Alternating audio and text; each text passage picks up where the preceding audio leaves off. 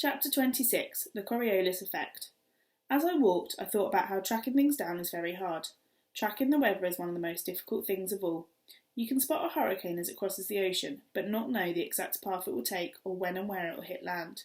There are too many variables that alter its course, such as the Coriolis Effect. The Coriolis Effect is very interesting. You can't see the Coriolis Effect, you can't touch it, but it exists. It deflects things. It's a powerful force in the world, and this is how it works. As you know, the Earth rotates. If you're standing on the equator, you rotate with it 40,000 kilometres in 24 hours. You're going at 1,670 kilometres an hour, but you feel like you're standing still. The speed that you don't realise you're doing is your tangible velocity. But if you stand on the North Pole, you don't go any distance at all. You go round on the spot. Your tangible velocity is 0. The Coriolis effect happens because of the difference between these two tangible velocities. If you throw something from the equator towards the North Pole, it won't go straight, but crooked. The difference in tangible velocities deflects or distorts it. Your missile lands a little to the right, but if you were standing on the equator and launched a missile to the south, it would land to the left, not to the right. Right in the northern hemisphere, left in the southern hemisphere. It is like the different directions of the water swirling down the plug hole. As I walked away from my house, I thought about the Coriolis effect. I thought about Salem's disappearance. Perhaps tracking Salem was like tracking the weather, only without knowing the Coriolis effect. We didn't know what had deflected him off his course, but something had. I thought about distortion, deflection, whirlwinds and weather. I thought about north, south, male, female, full, empty, anti-clockwise, clockwise. I stopped on the corner. I realised I'd gone the wrong way and I wasn't sure where I was. I'm a dyslexic geographer.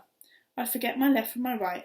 My hand was shaking itself out until I looked up and saw the cumulus cloud I'd noticed earlier.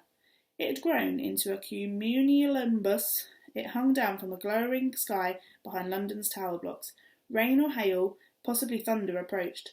I headed back in the direction I'd come from, back past our house and towards the cloud. Somehow, it felt correct. Sure enough, soon I was out on the main road and from there I could see the underground station. Being a dyslexic geographer, I can't read maps. I never know if I should read them right, upright or upside down, but there's one map I can read, which is the one of the London Underground, because it's a topological map. You are in a universe where spaces between points don't matter, and all that counts is the sequence of stops and where the lines cross. You could stretch the tube map into all sorts of hoops and loops, and it would be the same map, as long as the junctions were the same. I stood at the tube map for a very long time. Then I found Earl's Court. It was on the Green Line and on the Blue Line.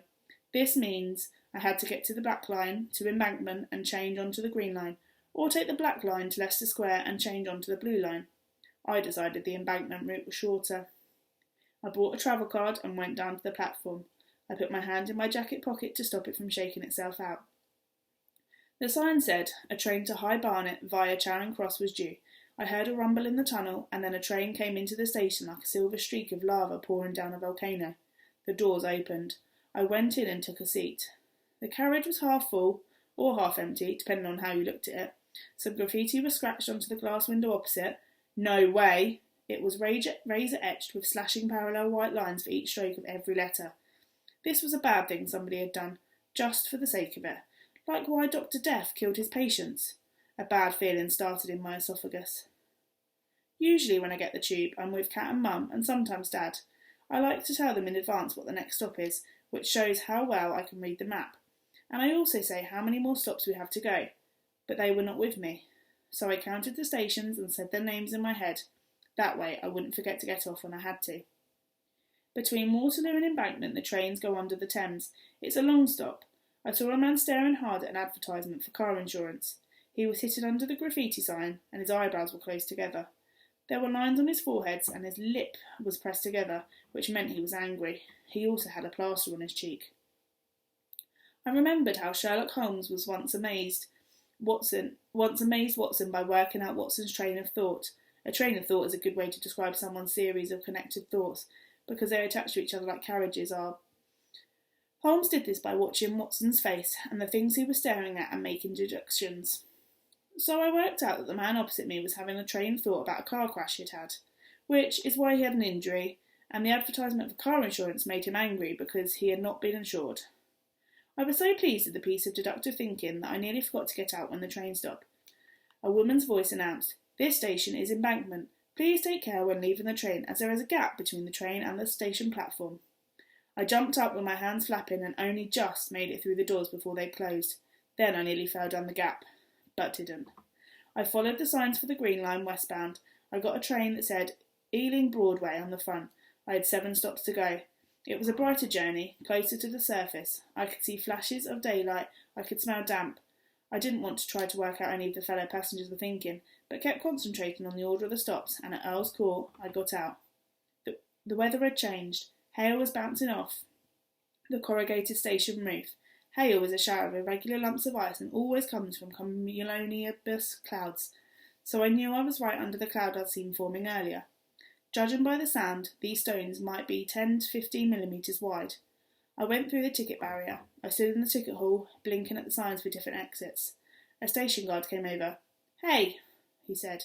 "You boy, are you lost?" I considered whether or not I should speak to him. Everyone knows you are not supposed to speak to strangers. We'd spoken to the strange man at the London Eye, and perhaps that's why we were in such trouble. But this was a man in a London Underground uniform, and this meant it was his job to help lost passengers. "Yes," I said. "Where are you going?" he said. "Earl's Court," I said. "This is Earl's Court," he said. "Maybe you're after the exhibition centre."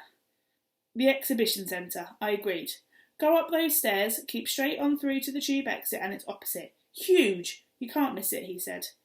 He didn't once say go left, go right. He just pointed in the right direction. Perhaps he was a dyslexic geographer too. "Remember to dock the Hale," he called after me. Perhaps he was a meteorologist too. I made my way up to the station stairs, veering slightly to the right as I did so. This was because I was imagining that I was a missile being hurled from the equator into the northern hemisphere, so the amount that I veered was equal to the deflection caused by the Coriolis force, and this made me feel good. Chapter 27. Biker Hell. Through Bouncing Hale, which was on average about 12 millimetres in diameter, across a busy road loomed a big building with a band plaster over it. Motorcycle and scooter show. The hailstones died away. The last globules tapped my head and my shoulders as I crossed over. Inside the main entrance, people were crushed up together. There was a person counter by the ticket desk registering the daily numbers. Today's figure was 19,997 and rising. I'd never seen such a crowd. It was mostly men in black leathers with silver studs and black glossy orbs. Helmets on their head or under their arm. I felt as if I'd been beamed from Earth onto an intergalactic space station. Were they men or clones? They laughed, argued and shouted. I wasn't sure about them. They looked like the rough boys in our school who go around in gangs, and if you come up against them in the corridor, you'd better turn and run away. These men seemed worse than those boys, but they didn't spit at me or elbow me in the ribs or call me a neek. They ignored me, so I queued for a ticket. When I saw a team of security people standing by the barriers, checking hand luggage, sweeping the people with their handheld explosive devices, like they do at airports and at the London Eye, some people were made to empty their bags and pockets. What made me stare was what was written on the T-shirts. Cat and I'd got it right. Frontline Security. It was the same T-shirt as the one worn by the strange man, only this time I could see the missing letters. I scoured the faces of the guards at the entrance, but the strange man wasn't amongst them.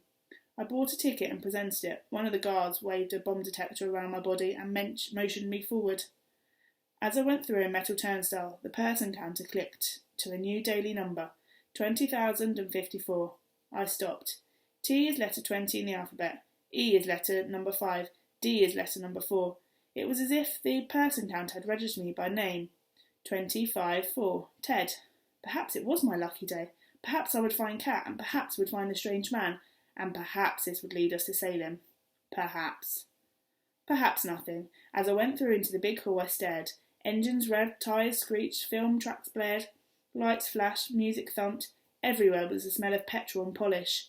The name of the bikes were displayed on every stand. Hondas, Yamaha, Suzukis. One stand said, "Welcome to Biker Paradise." It was more like Biker Hell. The colours were chrome, black, electric blue. The noises were purring engines and throbbing drum beats. A giant screen showed motorcycle races coming straight at you. Waving girls in black leather bikinis sat on bikes that hung from the air and went nowhere. I didn't know where to look.